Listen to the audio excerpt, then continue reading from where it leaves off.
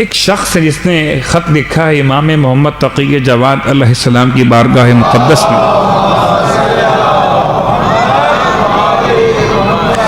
اور اتفاق سے اس نے بھی سوال کیا ہے مولا سے کہ مولا میرا قرضہ ادا نہیں ہو پا رہا، کوئی ایسا طریقہ بتائیے کہ میرا قرضہ ادا ہو جائے۔ میں پھر بات کو دہراتا ہوں، قرضہ لینا آپ کا مسئلہ ہے، قرضہ ادا کرنے کی دعا بتانا معصوم کا مسئلہ ہے۔ آپ اپنے مسائل کو ٹھیک کیجئے۔ معصوم نے تو ہمیشہ سے اتنا عطا کیا ہے کہ دامن چھوٹا پڑ جاتا ہے۔ وہ دامن کہاں سے لاؤں جو آل محمد کی سخاوت کو سمیٹ لے؟ مجھے تو مانگنے کا طریقہ نہیں آتا، اتنا یقین ہے کہ طریقہ مجھے مانگنے کا نہیں آتا مگر ان کو دینے کا تو آتا ہے۔ تو معصوم کی بارگاہ میں سوال کیا کہ مولا مجھ پہ قرضہ بہت ہو گیا ہے، تو قرضے کو ادا کرنے کے لیے کوئی طریقہ بتا دیجئے۔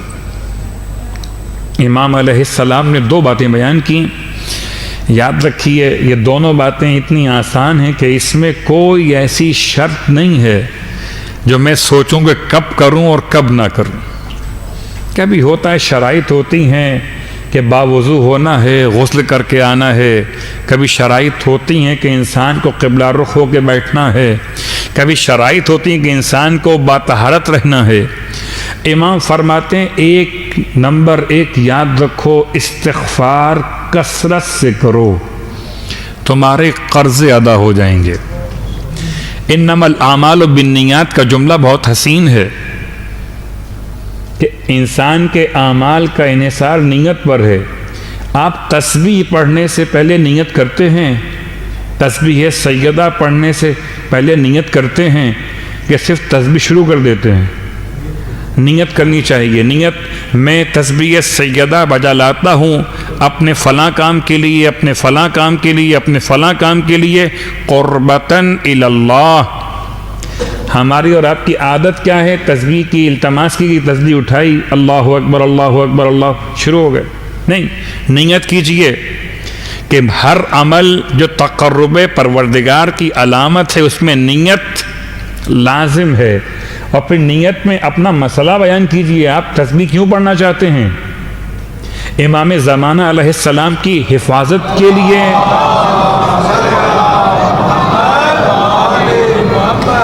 امام کی سلامتی کے لیے، امام کے دشمنوں کی تباہ و بربادی کے لیے، مومنین مومنات کے تحفظ کے لیے، اپنے مسئلے کے حل کے لیے، اپنے قرضے کے ادائیگی کے لیے تسبیح کیوں پڑھنا چاہتے ہیں؟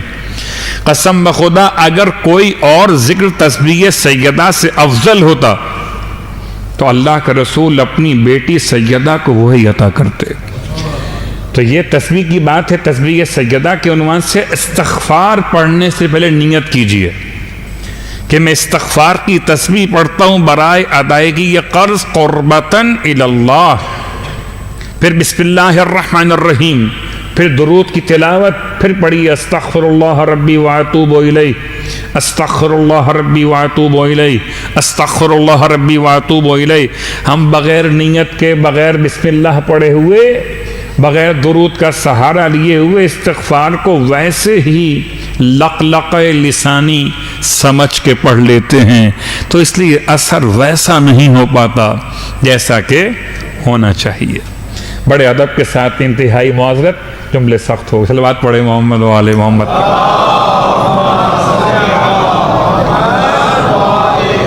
اب آئیے، امام نے ایک طریقہ بتایا کہ انسان پہ جب قرض زیادہ ہو جائیں تو اسے چاہیے استغفار بہت زیادہ پڑھے۔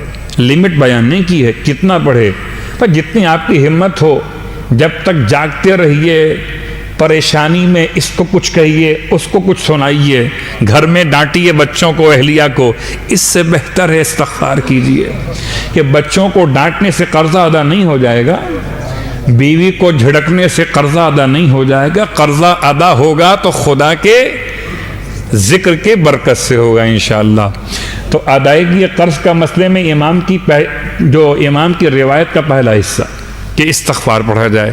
پھر فرماتے ہیں اپنی زبان کو مسلسل اس طرح سے جاری رکھو کہ جتنا ہو سکے سورہ انا انزلنا کی تلاوت کیا کرو، اٹھتے بیٹھتے آفس میں کام کرتے ہوئے اگر آپ کا مسئلہ زبان کے استعمال کا نہیں ہے، آفس کے مسائل مختلف ہوتے ہیں، کبھی آپ کی زبان سے آپ کے آفس کے معاملات مرتب ہوتے ہیں، کبھی آپ کی نگاہوں سے مرتب ہوتے ہیں، کبھی آپ کے ہاتھ سے مرتب ہوتے ہیں، تو آپ کی جو جاب کی نوعیت ہے اس میں گنجائش اگر ہے کہ آپ کچھ پڑھ سکتے ہوں اخلاقی اعتبار سے، قانونی اعتبار سے، تو آپ سورہ انا انزلنا کی تلاوت کرتے رہیے، امام محمد تقی جواد علیہ السلام کے جملے قرضہ ادا ہو جائے۔